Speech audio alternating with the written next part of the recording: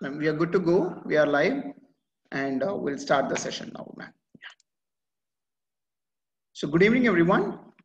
I'm Dr. Naveen Patmadas, faculty with the School of Biotechnology and Bioinformatics, D.Y. Patil, deemed to be University in Navi Mumbai. Hereby welcome one and all to the 12th webinar in biotechnology. This time we are hosting it in collaboration with the Indian Women Scientists Association, Navi Mumbai.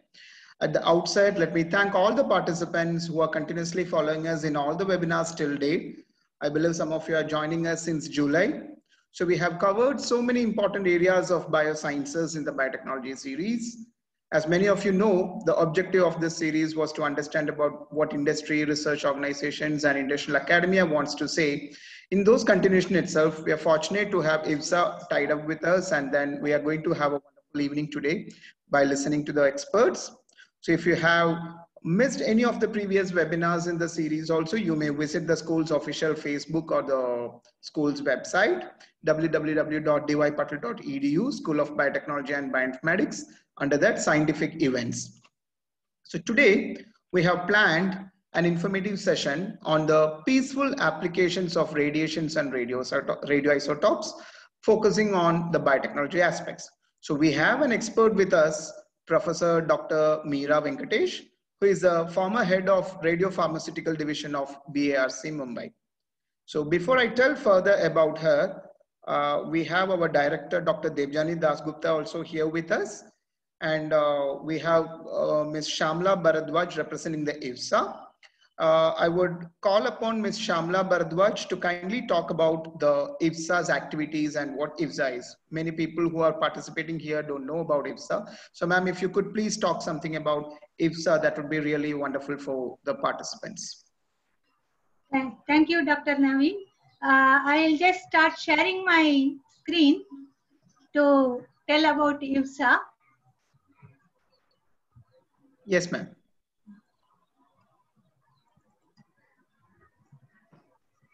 Okay. So, are you able to see the screen? Yes, ma'am. Yeah, it's visible. It's visible. Okay. So, see, like I am Dr. Shamla Bharadwaj, a retired scientist from Bhabha Atomic Research Center. After my retirement on 2015 December, I joined this Indian Women Scientists Association, which is a non-profit and non-political organization, just devoting ourselves to science education and some societal welfare schemes. So this is our headquarters at Navi Mumbai, the picture what you are seeing, and we are registered with Bombay Public Trust Act and then also with Niti Aayog. So,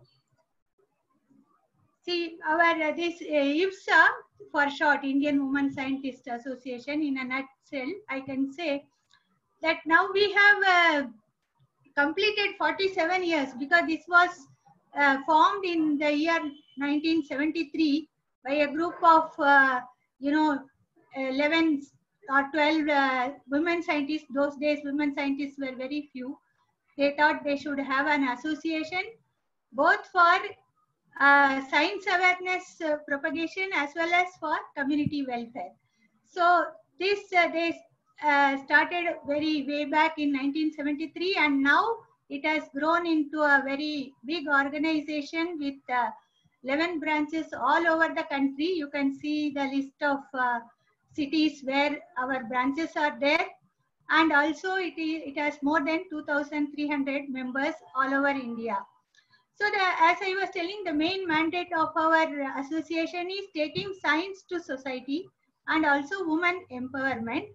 And with this, we have two important arms in our activity. One is community welfare, other is science awareness. I will just briefly tell about all these activities. And during this last year, 2019 and up till now 20, we have reached to more than 23,000 participants all over. So this is outreach now.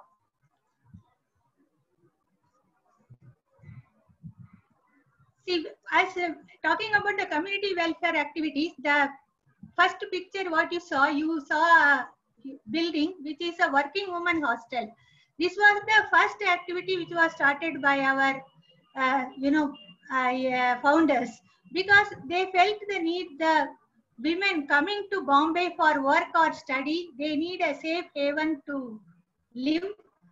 So that is how they started with this working woman hostel, where now more than 150 women can stay very safely, go for work, and then they can find a better place to live in whenever they come to Mumbai. Then we have a healthcare center which caters to all around people and also senior citizens around our center. Then we have a computer center where we teach small school children as well as elders, because nowadays this is a digital world now, so more and more computer knowledge is required, that is why we have started a computer center and teaching the school children as well as elders in and around our center there. And we have a library with more than about 5,000 books, and all the school children and college students around our building, they come and use our library for their studies. Then another important aspect is daycare center. This is very essential because most of the women leave their job because they don't know how to, where to leave their children when they go for work. I mean, they want a safe place. So this is where we have come in, and we have started this daycare center, and this is running for last more than several years, almost right from the beginning. And this is a very safe place where children can be taken care, and women can go for work without worrying about how their children are taken care and all that. And connected with this daycare center is a nursery school. So when children are here for during the day, they can we can as well teach them and start a nursery school, and that is how this nursery school was also started along with this daycare center. And connected with this nursery school is this early childhood education program also. So this, for more than now 25 years, IBSA has been offering a course on this diploma in early childhood care and education, and this is affiliated to SNDT University. See, anybody who is just a 12th pass, no age bar, they can join this course, and after 1 year course, along with, they have the practical training with the nursery school and daycare center also. So they learn, they get their diploma, and they can start their own, kind of nursery school or daycare or whatever it is. This is a kind of women empowerment program which is going on, and it is also very important for the child development. The first 8 years of childhood is very important, and all our course is very well thought of to take care of the children in these early formative years. And also we have several scholarship schemes. We encourage college girl students to take up science, and we have scholarships right from BSc, MSc students up to PhD and research scholars and all. So these are the community welfare activities which are going on in our center. So recently, as I told you, the early childhood education center, they have completed 25 years, and they held a seminar on that. And along with that, now because of the COVID pandemic, we are now running online courses, not only for just normal children, but also for children with some learning disabilities. With another NGO called Drishti, we have formed some courses. There are some diploma courses to take care of children with learning disability and all, and also shadow teacher training. These are the new activities which we have started. to propagate this kind of community welfare program. So now coming to our science education initiatives, we start from the nursery school, of course, is education, and next step is our school students. School students, they have we have a science laboratory, science library, which the school students can use, then we have a nurture initiative. All 6th, 7th, 8th standard students from nearby schools who are not very financially well off, those students come to our center after their school hours, and then we give them additional coaching in their science, maths and English subjects and all. And besides this, we arrange science lectures, science camps, exhibitions and all. So these all we were conducting till this COVID started, but now we are doing most of the things online, which I will tell briefly later. Then for the college students, we have a popular science lecture. One of them is taking place today in your college. And we also arrange lecture workshops and refresher courses with support from science academies. These are also for college students, college teachers, and for their education. So, as I was telling you, now all these activities were taking place by physically meeting people and all. Now, due to COVID pandemic, most of the things we are holding it virtually. We have several talks going on, some talks to school children. Then we had an Independence Day celebration where we invited a veteran freedom fighter to talk about the freedom struggle and all. We hold slogan competitions, and we have now newly started our member enrichment program, where one of our members, they talk about on various topics related to gardening, nutrition, and even learning about the bacteria and all other scientific topics. So this activity is going on now. Every Wednesday we have a webinar by one of our members or some members from other branches as well. So, and this we are in a supported talk, the one which is taking place today. We have reached last year more than 3,000 students. 31 lectures were held last year in various topics: physics, chemistry, biology, engineering, and all speakers are from very well reputed academic institutions, and not only headquarters but also our branches are holding this.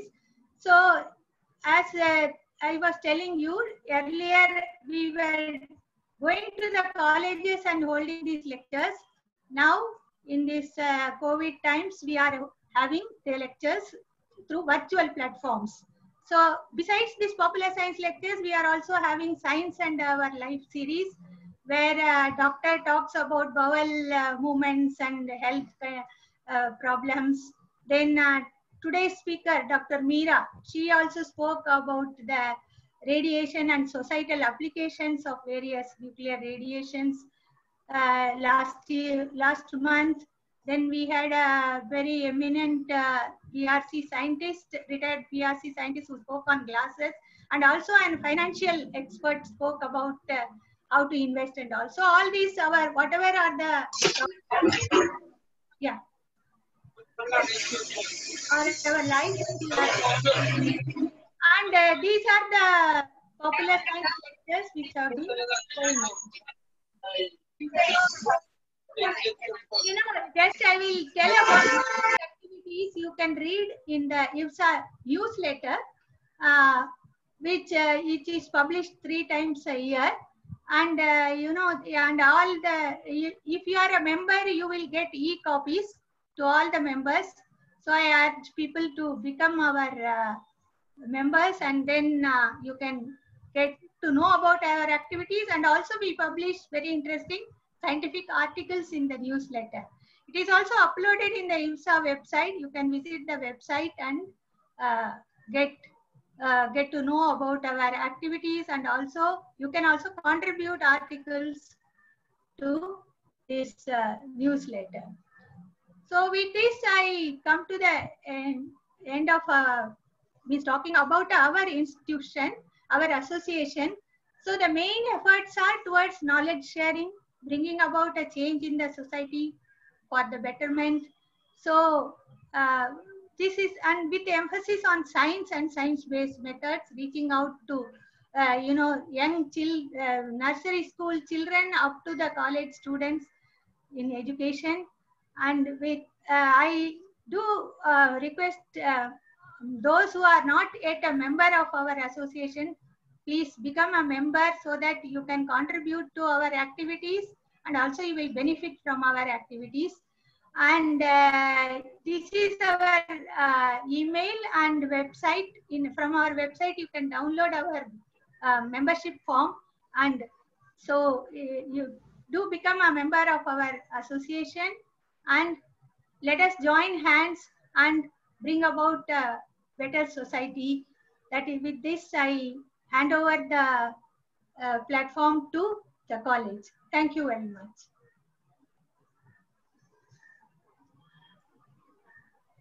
Thank you, ma'am. Thank you for those insights on IFSA. We are very happy to know more things about IFSA, and it's a welcoming move that you are inviting many people to join hands with IFSA.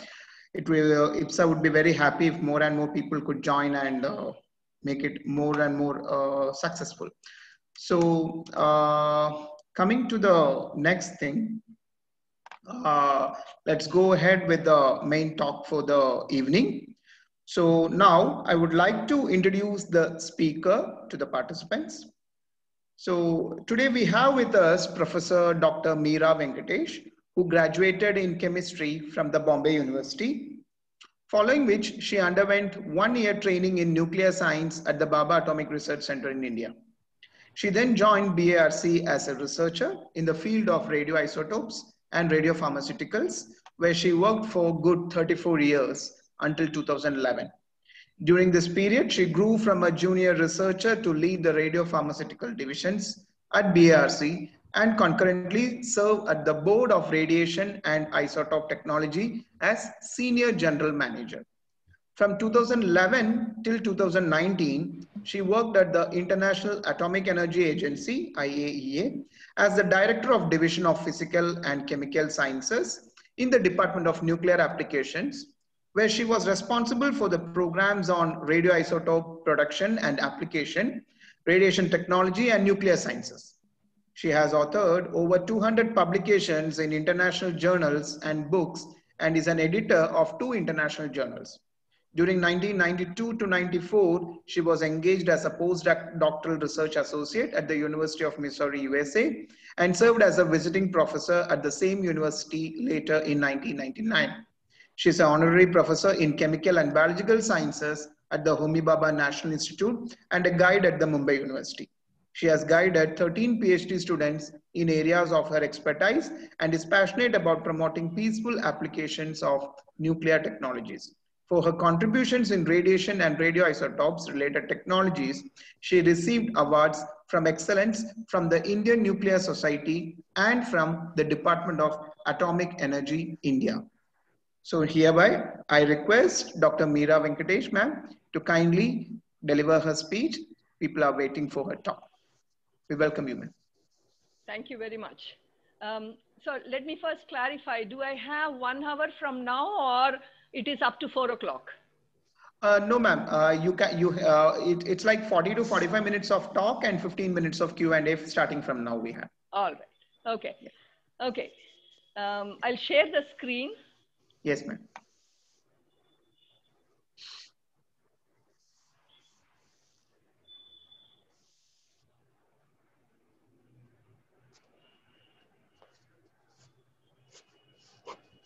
Good afternoon, everyone. First of all, I thank IFSA and the D.Y. Patil College for this opportunity. As you mentioned, this topic of peaceful applications is very close to my heart. And I really love talking about it because there is so much misconception and I like to do my bit towards this great subject. So many times when we think of nuclear or anything nuclear, people always wonder, or at least even the scientists, I would say, they think of either atom bomb, or it could be, some peaceful explosion, or maybe power. And few people also know about use of radiation for treatment of cancer, etc. But there is much more to that. Radiation-based technologies can be used, or not can be, it is being used in several fields. I have put a collage of pictures here just to show the variety, right from fields to toys or seashore or airplane and home. So my talk is going to be in two parts.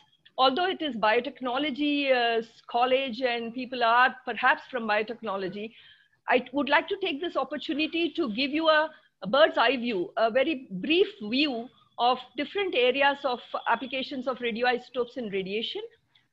First, I will give a very brief introduction, and then after after I take half the time in giving you the overall view of applications, I would like to put some stress on the biotechnology angle, and also how biotechnology areas have been using radiation technologies.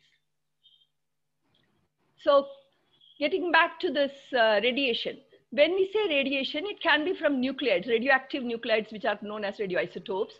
This could be even natural or artificial, but radiation can also be produced in machine.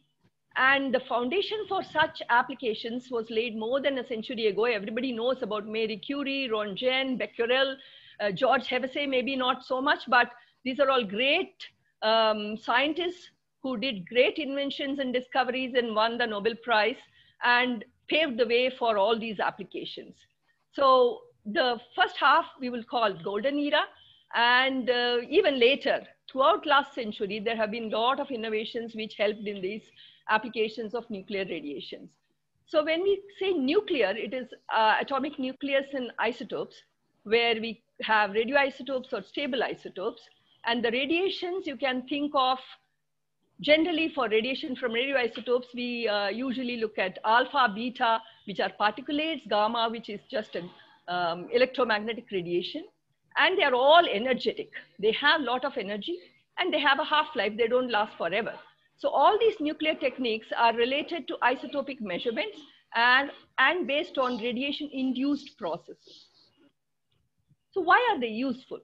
So when we say radiation, because they are energetic, they are powerful, and they can cause changes when they come across any material. And they also undergo attenuation, or they themselves become weak.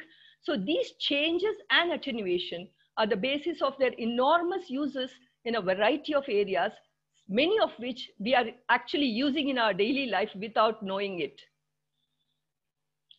So how are they useful? Because they are energetic. They can be easily detected at very low levels using the right detectors. They are like spies. They can be used like tracers to find out what's under the ground or what is inside the body. This is number one.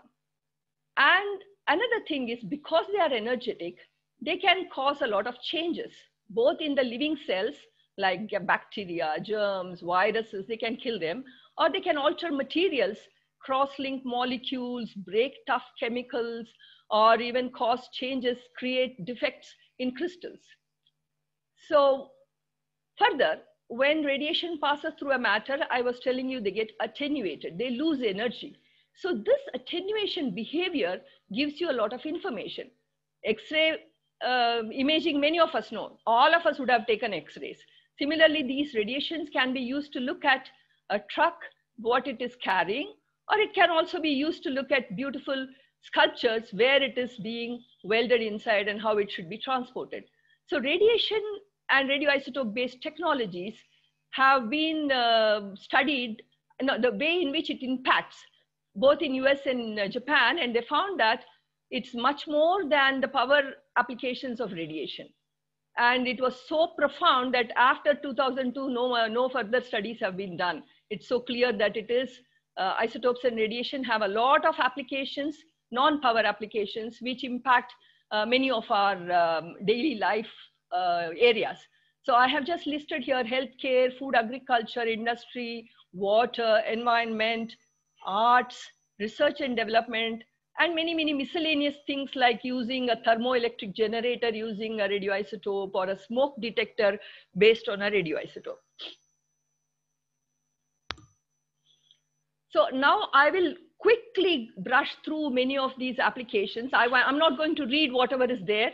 If someone needs, I can always share the PDF copy. But the important thing I want to stress is in all the areas, it is the isotopes have been used as tracers or as other forms of energy to get information, to optimize things, and to have automation in industries. This is the industrial application. So if I will just show you some pictures, like radio tracers are used in shores, seashores, and to look at the dredging, to look at where there is an underground pipe breakage, etc., leakages. And the one very important industry which is benefited from radio tracer is this petrochemical industry. So I have just given you some figures. So $1 billion plant, daily it earns around 500,000. And a tracer, if they do a tracer experiment to optimize the whole thing using $100,000, within 20 days, they can improve, they can get back the money they spent by improved efficiency. This is just to show the economic angle to it. And this is a picture of Philippines where there was an underground leakage of some petrochemical. When they found, you can't find out underground leakage where it is unless you can have some kind of detector. And radioactivity is a beautiful detector to do this. This was done in Philippine hotel to find out and then fix the leakage. Non-destructive testing is another important part of industrial application, where just like you have X-rays for humans, physiological X-rays, they also can be done for airplanes or welds and pipes and ropes to see that everything is perfectly done and there is no flaw which will make the airplane malfunction. Or in a border to see whether the security check, whether somebody is sitting inside a truck, or in a museum, art museum, to see whether the sculptures are okay or not. Similarly, there are other tests in the industries, like what I have given here, gamma scanning, which is used for mostly troubleshooting. And these are all multi-billion industry. So the reason I'm also giving you a very brief introduction to these is, although there is no biotechnology visibly here, I would like you people to have a very broad perspective on the application, so that nowadays the science is seamless. You never know where one information is used for in another science. So, and also it is always better to know a little more than what your own specialty needs. There are, these railways are all checked using such nucleonic gauges to find out whether there are cracks. Paper industry uses such gauges very much. And the other angle in which industry uses is radiation processing, using radiation to process materials, strengthening the materials. All these wires, cables used in our automobiles or aerospace, power industry, they're all irradiated now. There is none which is not irradiated, because the speed at which we are moving, the kind of efficiency we look forward is only possible if the materials are very good quality. And that kind of high performance material is achieved through irradiation of the polymers. If anyone wants more information, they can always look up. Wikipedia has a lot of things, or you can always write to me. I can share some materials with you. So as I mentioned, radiation can be used for polymerization. And this is used for making good kind of wood, termite free, etc. You have these very tight wrapping around food, heat shrinkable polymers. They are made using radiation. You have several other materials like toys and tires. They're all made safe as well as tough by using radiation.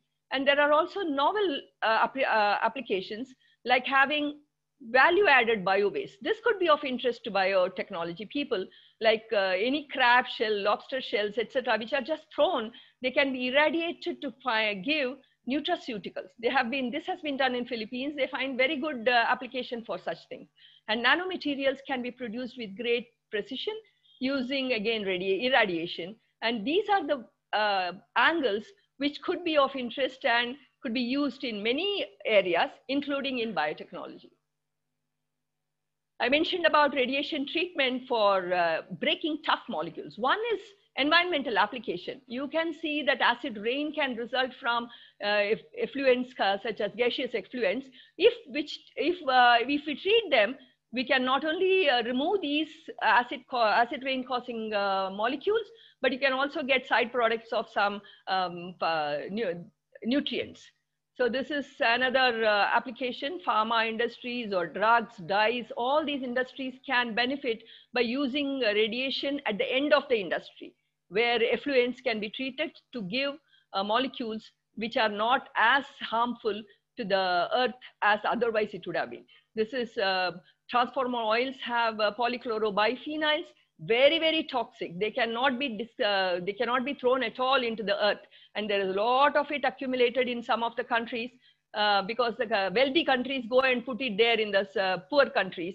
And these can be treated using radiation to break them and amenable for disposal. So these are the kind of applications where you can use radiation to break the tough chemicals. Sewage-based treatment using radiation is also very beneficial. It can remove all the microbiological contaminants and provide natural manure. This as a plant is there in our Baroda from the Department of Atomic Energy, which has been running for more than 25-30 years and giving the farmers around very good quality bio manure. And also for unforeseen situations, radiation can be used to kill living organisms. You know, postal mail anthrax threat in 2001 in US, they treated all the post with radiation. Of course, this is not radioactivity radiation. This was, I think, electron beam radiation. But whatever it is, it can be used in multiple ways. And radiation processing has numerous advantages. It just needs your own imagination and the situation. So this is another angle to it, like having a preservation of cultural heritage objects. This is something which was crumbling in Mexico. Maybe thousands of years ago, it was made. To preserve it, they just put a monomer, irradiated, made a polymer, looks the same, but much more strong.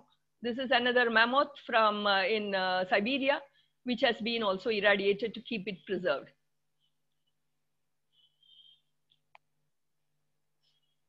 This we saw. I showed you some picture of gems. It's always very nice to look at gems. The irradiation of gems to enhance its color or have new colors is another application of radiation. I'm not going to deliberate on that. There is a irradiator in atomic energy settlement itself. Moving on to food and agriculture, radio tracers, of course, they can be used in many, many areas, including in agricultural research. Mutation breeding is another angle where there is quite a bit of biotechnology touch to it. Food irradiation and sterile insect technique. I'll just spend maybe half a minute on each of them. So here, when we talk of irradiation of food, it's primarily damage to the living cells or damage to the things which will cause decaying. So we can have one process can have multiple uses. You know, the sprout inhibition, disinfestation, you can see this irradiated strawberries and non-irradiated ones within the same time, how they look. So one can have shelf life extension by using radiation. It's done in many, many countries and sold. And similarly for hygienization, when it has to travel a lot, or quarantine. Indian mangoes cannot go to US unless it is irradiated, because you don't know where there is a Kida inside. So that has to be irradiated and made fit for export. Also the spices. In the mutation occurs always naturally also, but radiation helps in accelerated mutation, and one can have, good crop selection, whether it is resistant to diseases, better growing in the adverse climate, etc., improved yield, short maturing period, etc., etc. So there are more than 3,000 varieties from 70 countries, including our country. He's very good at it. And there is a huge amount of biotechnology work which goes behind in selection, in genomics, tissue culture, and many other genetic studies, and also for quick bringing out the mutant varieties. So this is the BRC varieties. You can go to BRC website and you can look at them. There are a lot of crops which have been developed, and a lot of farmers are very happy with the groundnuts and other moong bean and urad bean, etc. And this is the list of crops which have been developed in BRC and disseminated into the agriculture community. Sterile insect technique, if I have to say in a very short way, it is the family control using the sterile male. So the main thing is male insects are grown in plenty, made sterile and released so that there won't be any propagation. So this is a very useful technique. It's been used very routinely for controlling the fruit flies in California, Mexico, all through South America and south of North America. And this has also a lot of biotechnology aspect to it. Maybe I'll touch upon it at the end. And this is a very useful thing when one can actually have selective sterilization of male insects and separate them, etc., etc. And right now, a lot of efforts are going on to control mosquito using this technique. So coming to the healthcare application, which is perhaps the maximum use of biotechnology as far as radionuclide applications are concerned, I have just listed how you can view the healthcare application. Radio tracers used in diagnosis. When you have the deleterious effect, it can be used for therapy. And you have radiation processing, it can be used for sterilizing medical things. And radiation processing also can give high performance materials. The other way to look is when we have internal administration of a radio-labeled preparation, which is known as radiopharmaceutical, this branch is known as nuclear medicine. When we have radioactive material for treatment of cancers and maybe cancer-like situations, and it is done externally, it's teletherapy or brachytherapy. Sterilization is also possible using radiation, and use of sealed sources are in getting high performance materials. And there are a few more niche which are infrequent, which I may not touch upon, but if someone is interested, we can always continue the dialogue, because this is a very huge topic. I'm just giving you a bird's eye view, like a premiere show. So whatever is of interest to you, you will have to dig and get more information. So when we talk of radio tracers in diagnosis, one aspect is what are known as radiometric assays. This really revolutionized the way in which endocrinologists treated people and the diseases. This is a lab test. Just take a blood sample or other sample, biological samples, and do an assay, just like how you go and give sample to the biology lab. But we are looking at measuring very, very small nanomolecular levels of biological molecules in a complex matrices. Like, for example, the most common disorder is thyroid disorder. Many of us know about this, and you can see they are manifest in different ways and most of the time in the past, unless the symptoms became very severe, people were not knowing about it or did not know how to treat. But post availability of radiometric assays, this really revolutionized, as I said, in endocrinology as well as the treatment of cancer or the management of cancer using tumor markers. Even now, prostate specific antigen is one of the very highly used marker. Sorry.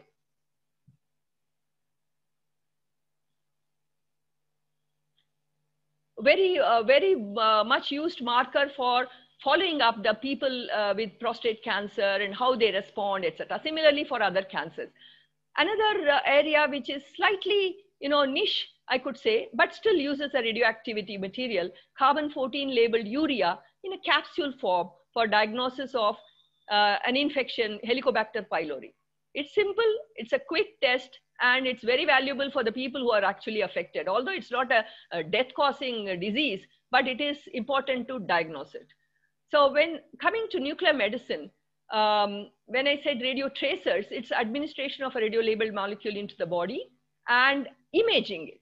So one could see anatomy and function of organs, and most of the organs one can get the nuclear medicine scans, tumors, the shape, the position, where it is, and it's primarily used in cancers and also for treatment monitoring when it is regular follow-up. Here I have shown a thyroid gland. This is a normal one. This is an abnormal one, having a small place where it is not accumulating. So even a lay person like me, I can see that these kind of scans can be of immense value for the physician to look at what is wrong and how to treat. This is another example. You can see the heart beating. This kind of picture is beautiful, but the amount of information these kind of scans can give to the cardiologist is immense. And just by an injection, without doing any operation, one can get so many parameters measured. It is for heart. It can similarly get for liver, kidneys, lungs, and brain, etc. So when we talk of nuclear medicine, it's a specialty using radiopharmaceutical, which is injected inside in vivo. So this is unlike your CT scan or an X-ray. This is a functional as well as anatomical information you get. It's a molecular imaging, which is very, very important to find out when something is wrong. And it has grown phenomenally over the past few decades because of the numerous innovations in different topics. One is on how we image, the detectors, the computation, the fusion of images, etc., etc. And then there is molecular biology aspect, innovations in that because of so many things have been found out in relation to cancer biology and tumor-specific molecules, etc. And also radioisotope production and its availability. But this molecular biology part is the one which is perhaps of the most relevance from biotechnology angle.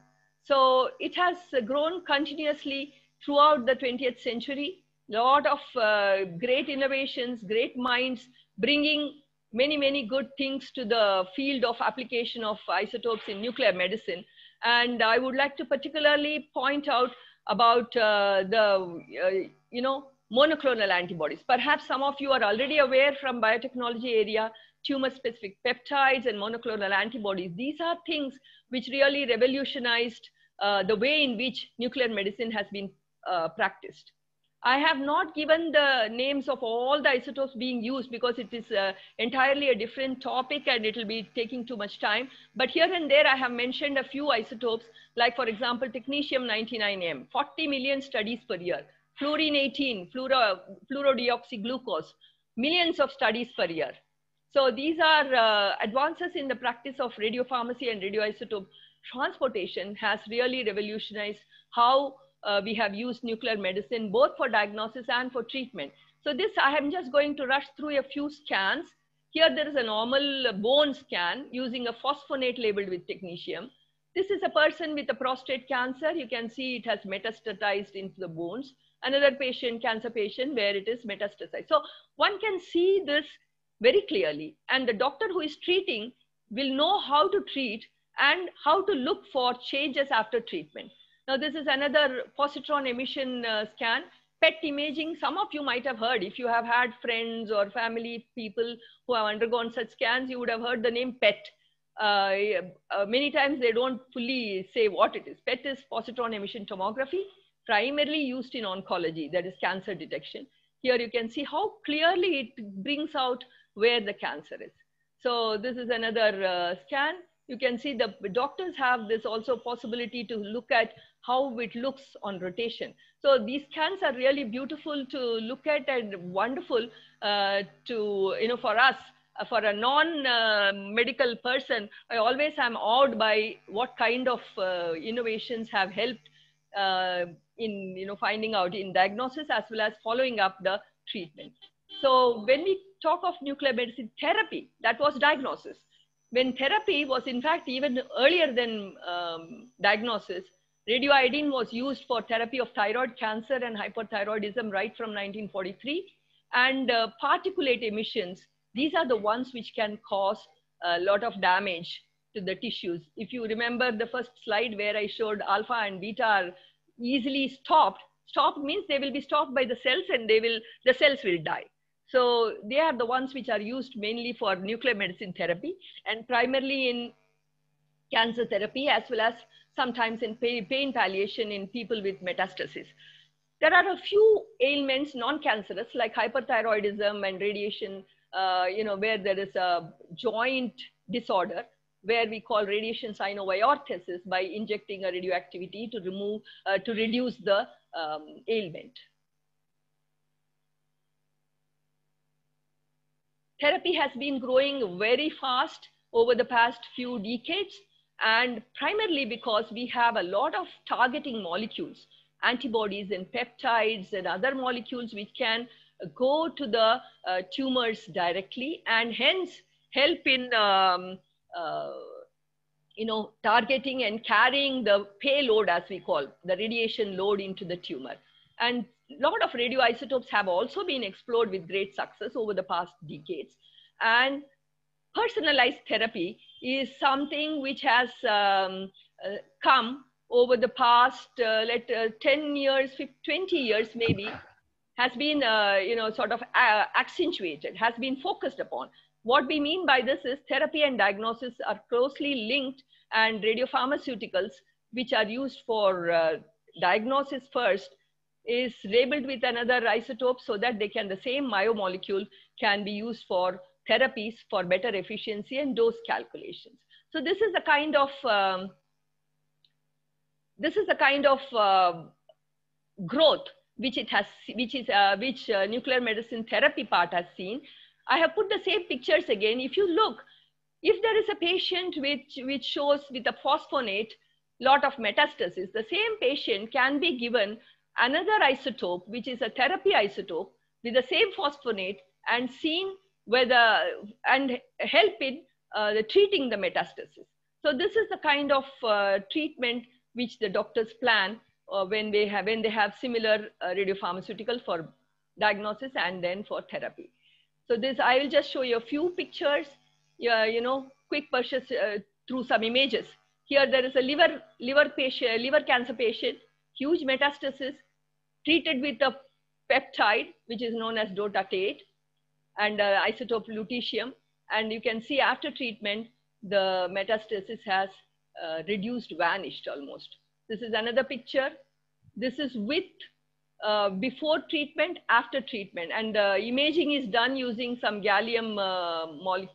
I will not go into the radiopharmaceutical. What you can see is this is before treatment, after treatment. All the red ones are the cancerous things, and you can see these are 6 patients.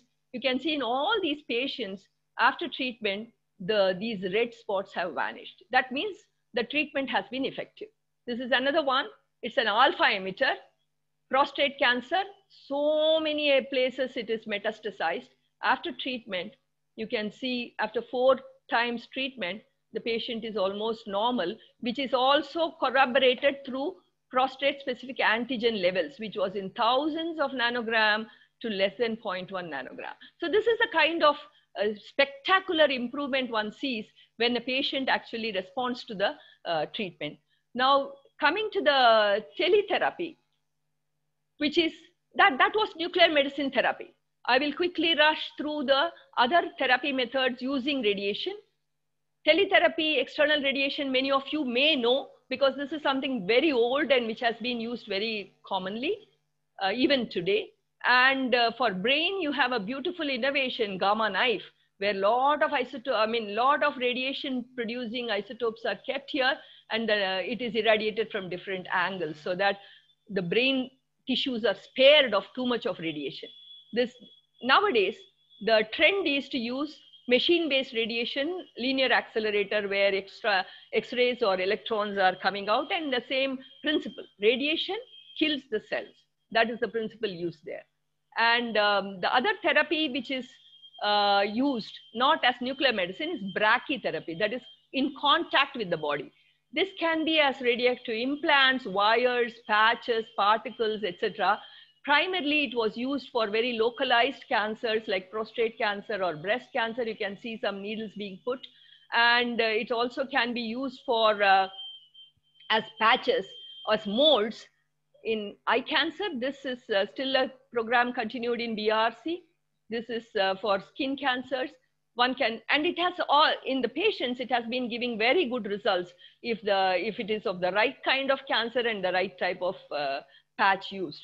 Intracavitary cervical cancers are even now high dose rate cervical cancer treatment is very common, and it's being used regularly in many oncology centers. Intravascular into the vessels, cardiac vessels tried, but it did not really take off. We could say it was tried and it's in the past, but liver cancers are still treated using internal particles which can be going through the vessels and irradiating the tumor cells. Moving away from therapy, radiation processing can be used to sterilize medical products, particularly all our syringes and disposables. Many of them are irradiated using radiation. In the whole world, there are a huge number of plants, huge plants, 200 number of them nearly serving the whole world with irradiated disposables. So this is our own one in BRC's irradiator, which is in south side. Blood and tissue irradiation is also very common. In some countries, it is mandatory to irradiate the blood before transfusion because it avoids unnecessary complications in the person who gets the blood.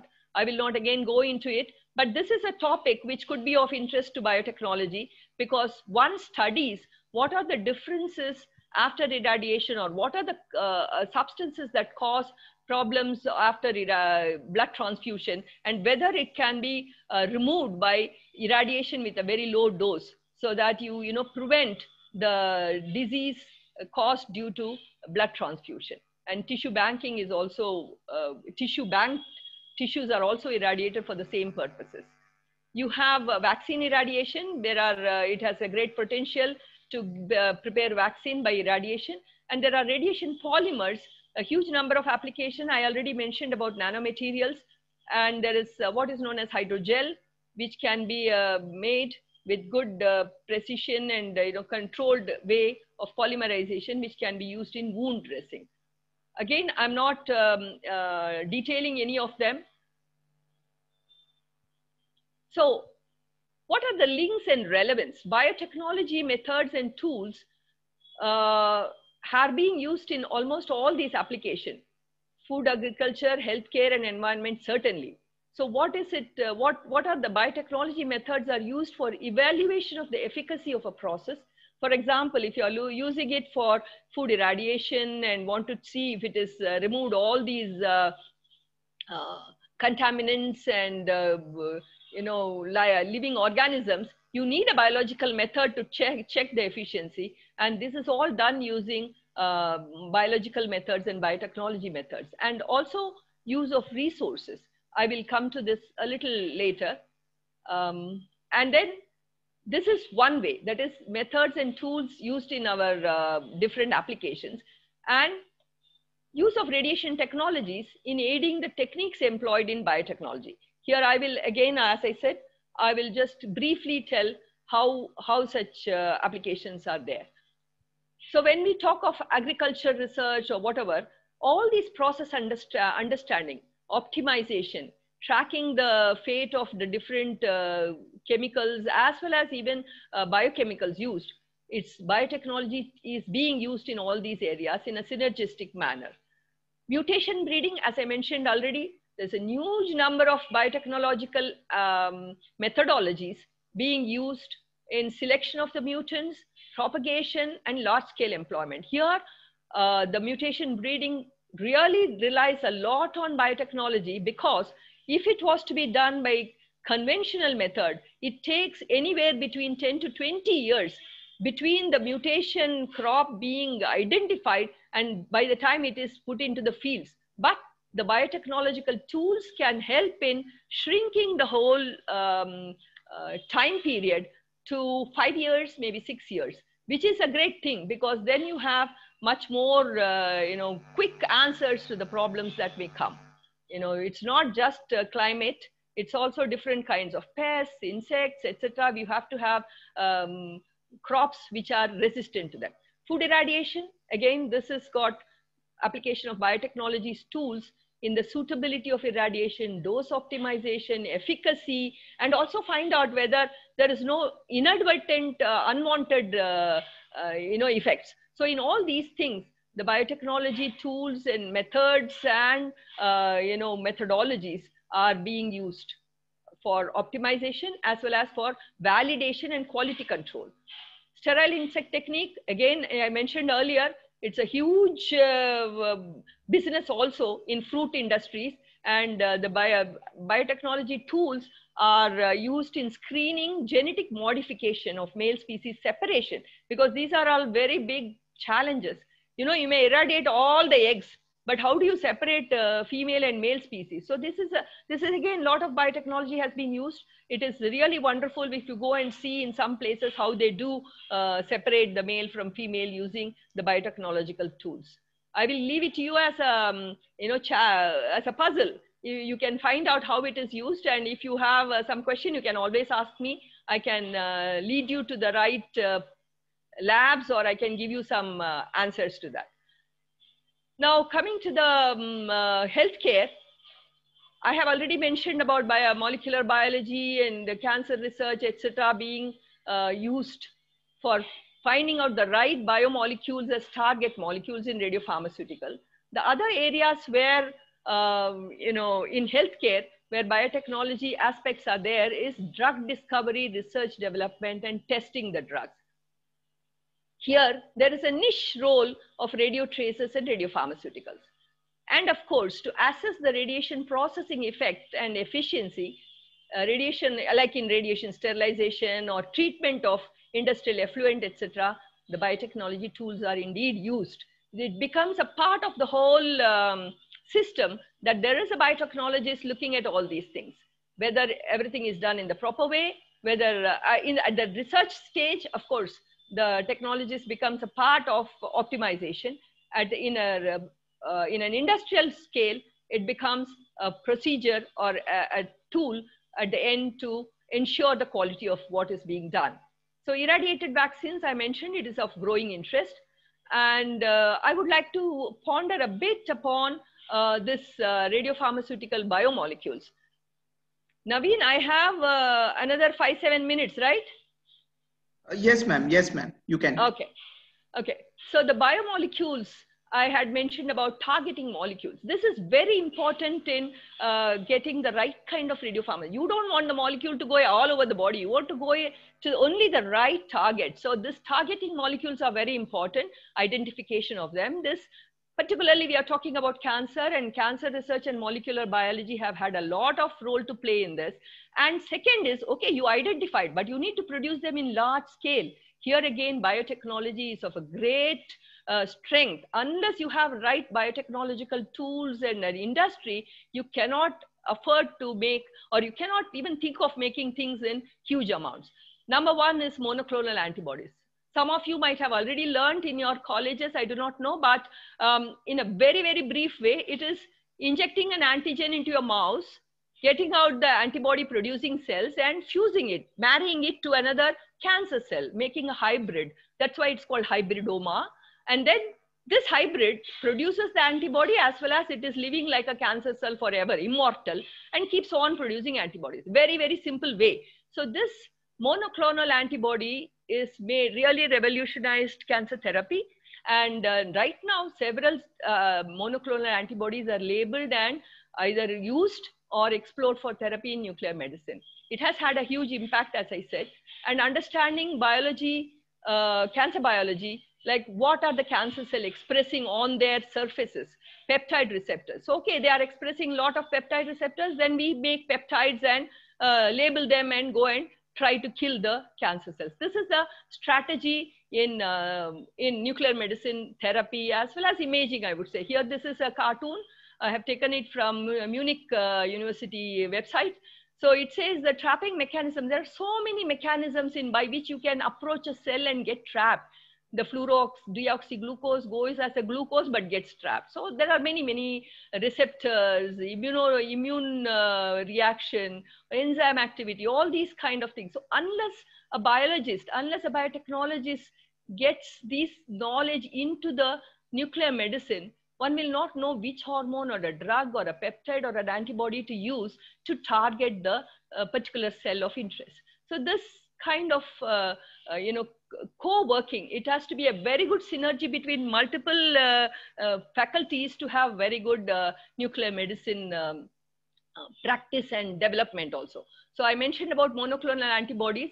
Almost 45 monoclonal antibodies are now approved by FDA for therapy, out of which we have 2 approved radio-labeled monoclonal antibodies. There are many which are under trials, stage 1, stage 2, stage 3, and many are used in hospitals only for their own use. So this primarily it is targeting major cancers, which I have mentioned here. And you can see this. Suppose this is a cancer cell, they are having these antigens, and the antibodies go and bind to them, nicely stick to them. And if you can label the antibody with the radioactivity, then this helps in killing the cancer cells. You know, it's called the payload, or it helps in killing it much more than just the antibody can do. So this is what has been used for B cell and B cell carcinoma. And these are the 2 antibodies which are labeled and currently available as for therapy. But all these antibodies, if somebody has to produce in kilogram levels, it has to be through biotechnology.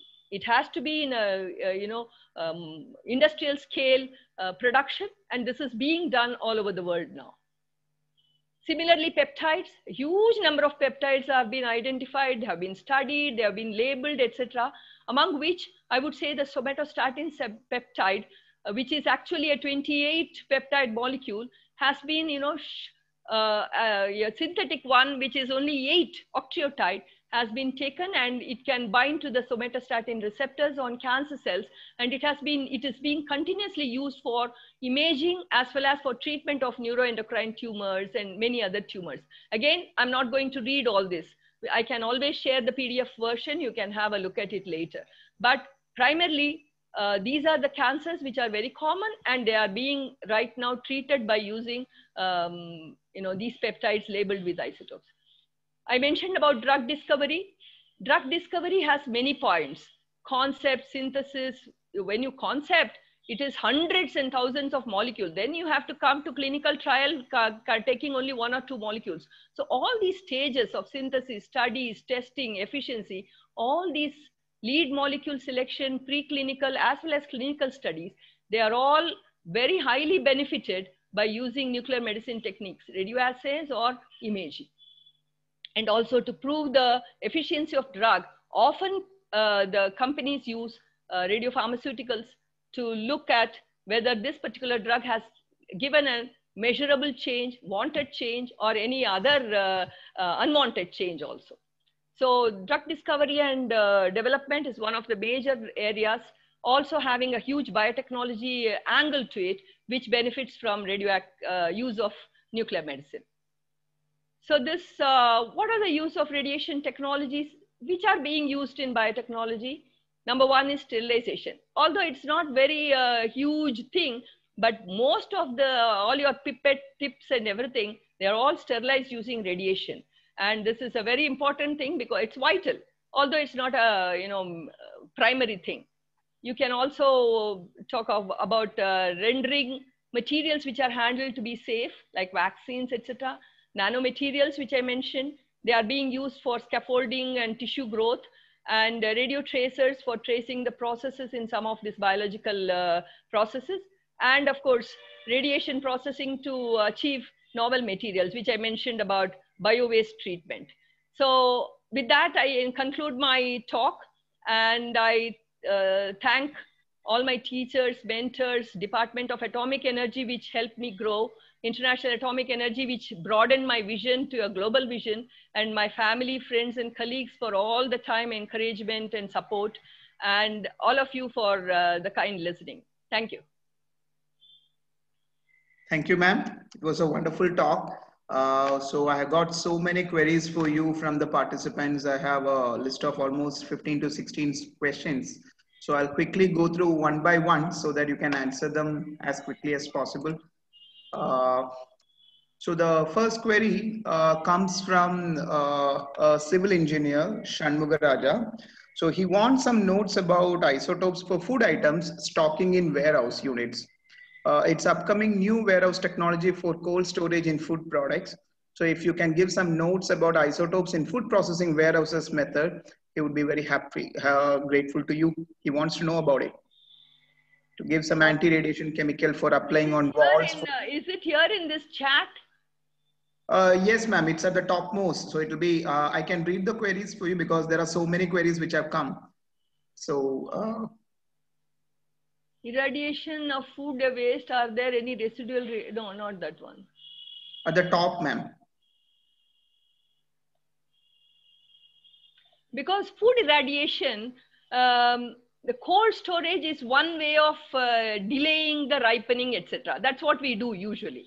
The irradiation part takes care of delaying the sprouting and things like that. So it's not the same radiation that is used for delaying the sprouting, for the cut flowers or strawberries and then meat. Everything is not the same irradiation. It is different amounts of radiation that has to be given.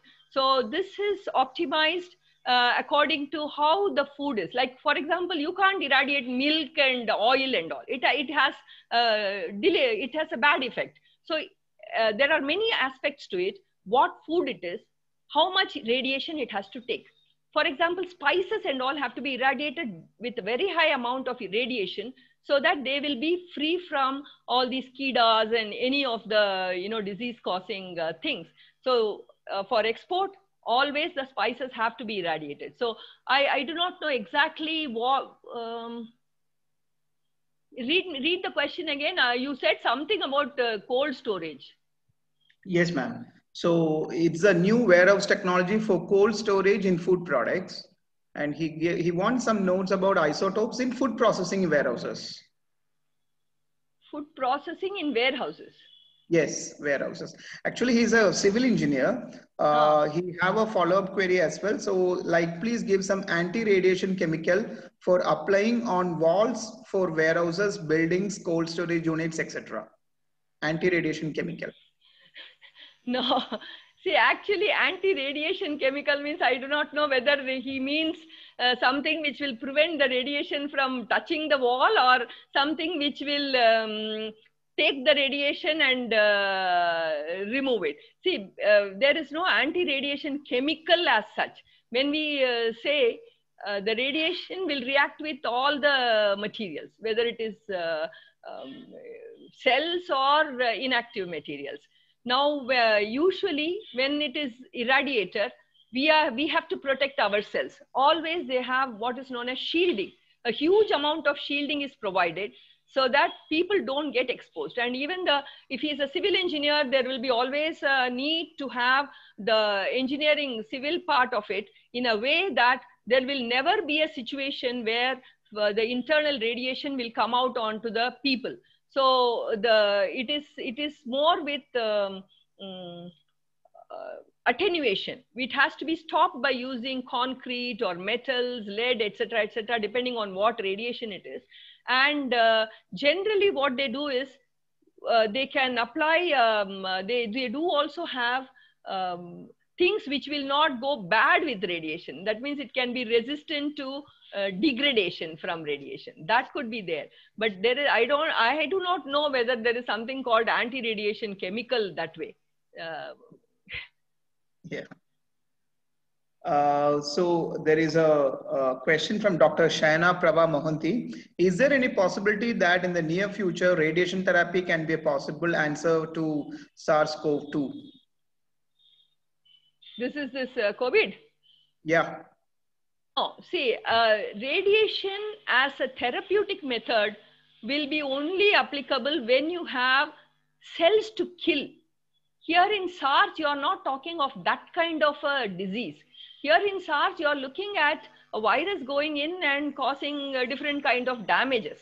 So we are not talking, I mean, I don't think you can treat a patient who has COVID with radiation. But radiation-based methodologies can help in detection perhaps, because you have quick detection for antibodies of the antigens, and right now they use enzymes or chemiluminescence, etc. But similarly, you can also have detections using radiation. Or if somebody wants to find out if someone's lung is damaged, liver is damaged due to this COVID infection, that kind of detection can be done using nuclear medicine.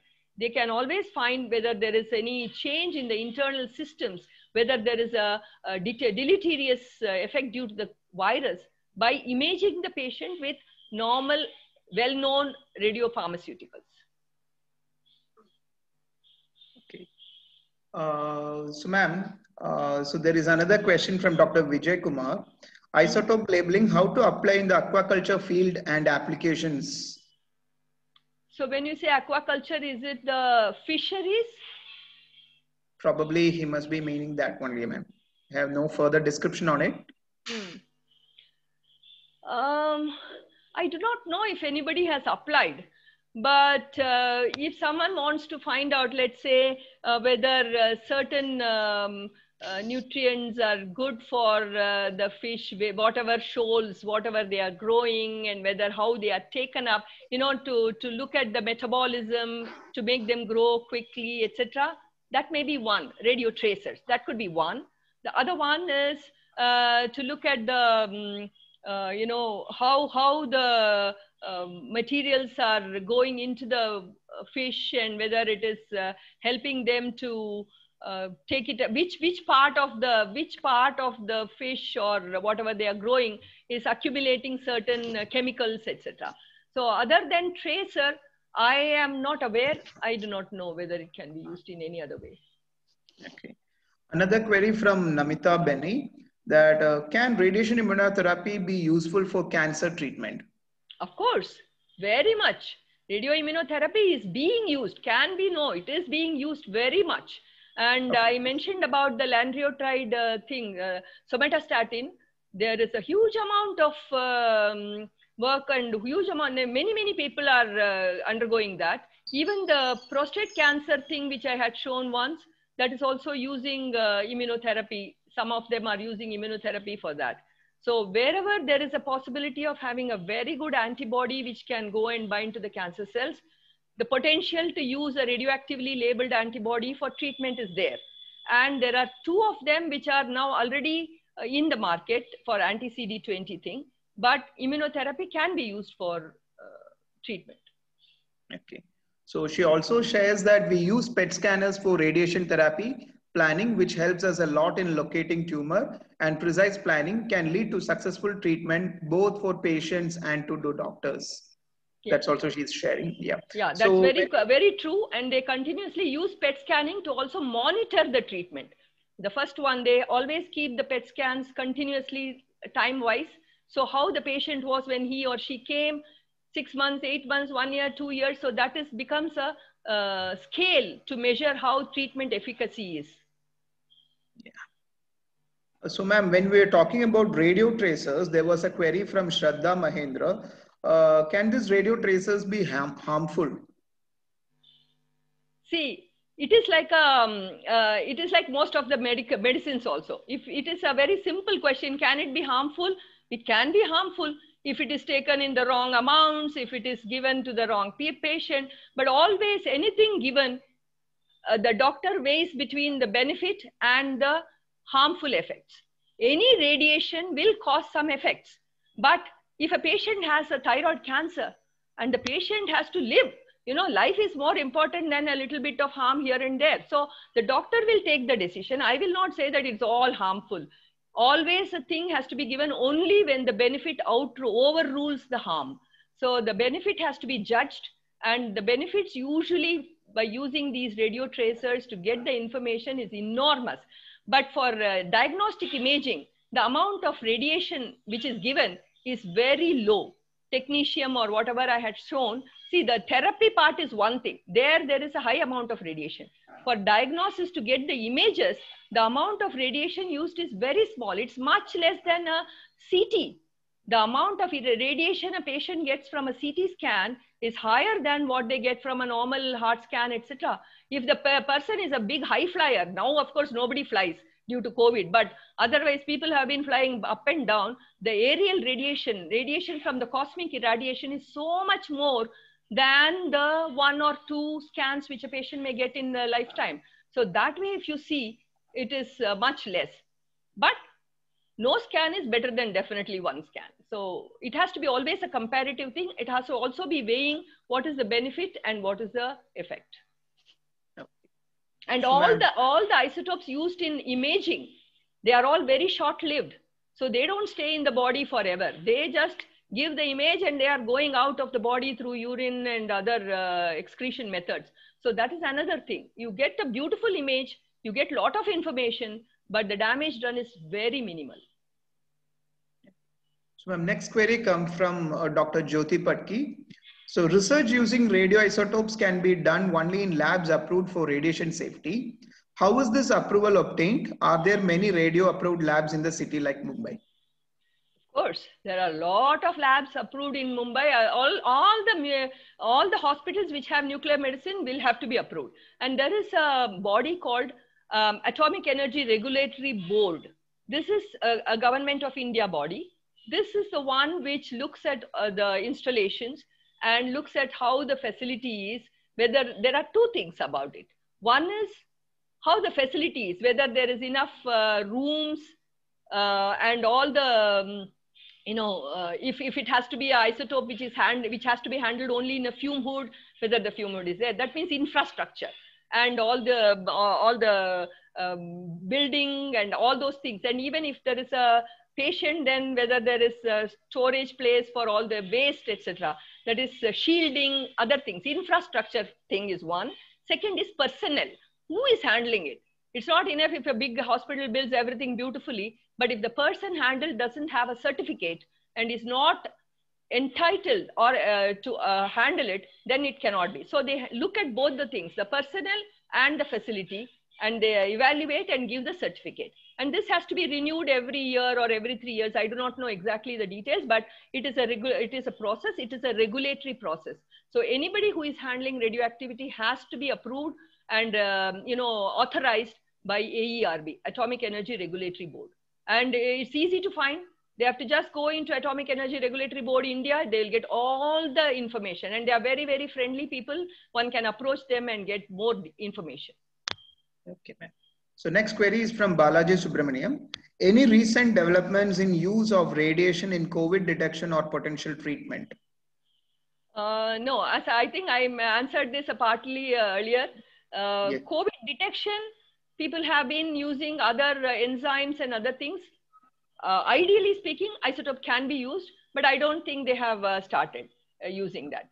But using nuclear medicine to scan the body to find out if a patient has had any very bad effect on heart or the brain or some major functioning organs, because that is also another angle now coming out, that many patients after the infection, they have got vital organ disorders.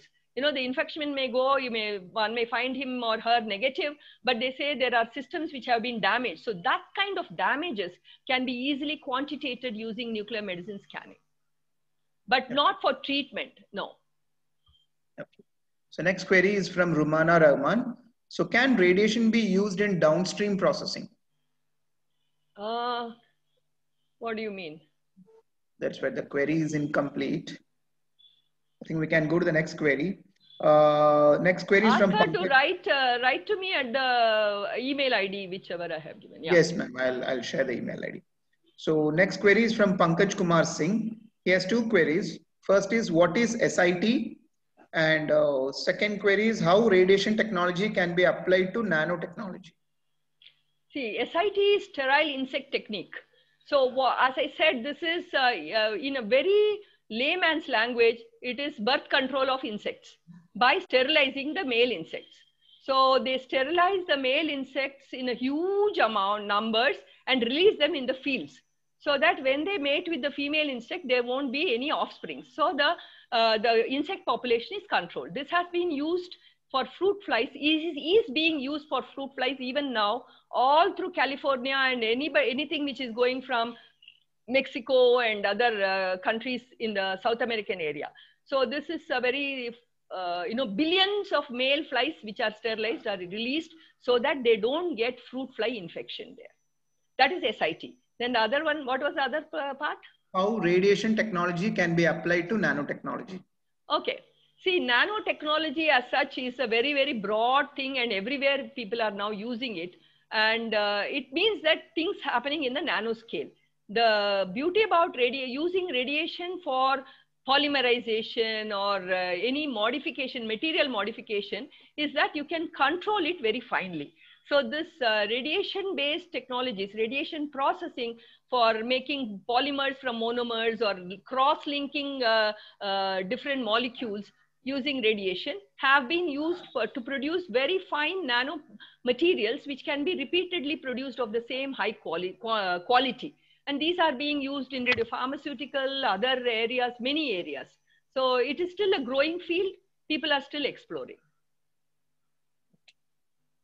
So he has one more query. What is SPECT imaging? SPECT, the full form is single photon emission computed tomography. So the computation, each one knows. CT, everybody knows, computed tomography. Tomography is three-dimensional picture. Computed tomography is which is done by using a computer looking at the signals coming out of the machine. And here, a single photon emitting radionuclide is used in the radiopharmaceutical. That is, I had mentioned about this isotope technetium-99m. This is one of the isotopes which gives beautiful images in SPECT. And this emits only 140 keV photon from it. And because it is a single photon, the detector and all the systems don't have other noises. So the images are very clear. They have high resolution and very good sensitivity also. So this is, in very brief, single photon emission computed tomography. So there are many isotopes which can give SPECT images, of course. Thallium-201, many isotopes. Okay. And one last query from Vaishnavi Sridhar. It is again related to COVID itself, the same query you have, which we have already answered. So that brings us to the end of the Q&A session. I think that's all the queries we have. Let me check once in Facebook page as well. So all complimentary messages about your wonderful lecture, ma'am. Very well explained. That's a live feedback we are getting from the Facebook link as well. All are very happy with your lecture. Thank you very much. And thanks to D.Y. Patil College for bringing me this opportunity to talk to your students, because they are the ambassadors for different technologies, which are good. So although many things, half the thing which I said was outside biotechnology, but I am sure it's of use to them in generally enriching their knowledge. Yeah, the talk was very wonderful, ma'am. I mean, we all have a very nice time. So I request Marar ma'am to speak few words, the Dean, School of Biotechnology and Bioinformatics. Yes, good evening, ma'am. Yes, ma'am, it was a wonderful talk. And I think even my knowledge of radioisotopes and its applications has gone wide. I never knew there were so many applications. And I thank you profusely from the department, on behalf of the department and of our students, for giving us such a precious information regarding the use of radioisotopes and its applications. Yeah, I think 1 hour was too less for exploring all the details and going into the details. So anyway, I think you have kindled a vision, and so we can go ahead and maybe Google and find out more information and maybe get in touch with you. Yeah, sure. And I hope you will help us to answer all the other questions that may arise after this talk. So I thank you very much, ma'am, and I thank IFSA for giving us this opportunity to host you and have interactions with you. And thank you very much for answering all the questions that have. So I think there were a lot of questions also that you have answered. Thank you very much, ma'am, and I hope we see you again with a better and with a better timing, so that we have a direct interactive session at the college and not via online sessions. I hope also so. I hope this pandemic ends soon because Yes, okay, but this is a wonderful thing. This kind of Zoom, etc. You know, it brings people from all over the world that we can meet. It is. And it was my pleasure also to you know, interact. This, although you can't see or touch anybody, you can still see. So it was good, and thanks to both Patil College and IVSA for this opportunity. And as I said, this topic is one of the very things close to my thing. So I like to talk about it. Very interesting also. The way it is very indeed. Yeah, indeed. Yeah. Thank you. Thank you, ma'am. Thank you. Yeah. On behalf of IVSA, I also would like to thank Meera and the D.Y. Patil College for hosting this wonderful session. And I am sure many students would have benefited from this talk. Thank you all so much. Thank you, ma'am. Thank you, ma'am. Yeah, before we wind up, I thank the executive committee members and the trustees of IVSA. And last but not the least, I thank our honorable director for giving us an opportunity to tie up with IVSA and organize this as a co-host. We are very happy hosting this webinar. We can do several such kind of webinars in future as well, ma'am. So thanks for the good opportunity. And wish all the students a very bright future. Because students are our future, you see. I mean, it's okay to talk and just appreciate, but they have to carry the baton and move on. So you teachers and the students, I wish you all the best. Thank you, ma'am. Thank you. Thank you, ma'am. Thank you. Yeah, so with that, we have come to the end of this webinar. I hope all of you have enjoyed this session. So goodbye. Till the next time we come up with one more new webinar, we will inform you further. Thanks. Take care. Bye. Thank you, Naveen.